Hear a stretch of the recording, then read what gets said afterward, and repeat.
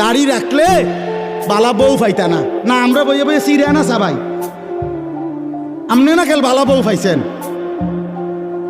আমরা হুজুররা বসে বসে আপনি কি বনে না খাই হুদা? কি বলেন আপনি এগুলো? এই সমস্ত বাজে কথার কোনো অর্থ আছে কি বলেন না কেন? শয়তানের ধোঁকা ছাড়া আর কিচ্ছু না, নফসের ধোঁকা ছাড়া আর কিচ্ছু না। কেন ছেড়ে দিবেন আল্লাহর নবীর সুন্নাত? হাসরের ময়দানে কেমনে দাঁড়াইবেন বাপ? নবীজি সাল্লাল্লাহু আলাইহি সাল্লাম জিজ্ঞেস করবে, উম্মত 23টা বছরে আমি তোর কাছে ইসলাম বুঝাবার জন্য পিঠটা ঝাঁঝরা করে ফেলেছি তায়েফের পাথরের আঘাতে। আমি পেটে 2টা পাথর বাঁধছি ক্ষুধার কষ্টে। আমি দান দান শহীদ করেছি উহুদের ময়দানে। আমার এত কষ্ট, এত রক্ত, আমার এত চোখের পানি, আমার দিবারাত্রির এত কান্না, বিনিময়ে তুমি এটা কি নিয়ে আসলা? তখন কি বলবেন?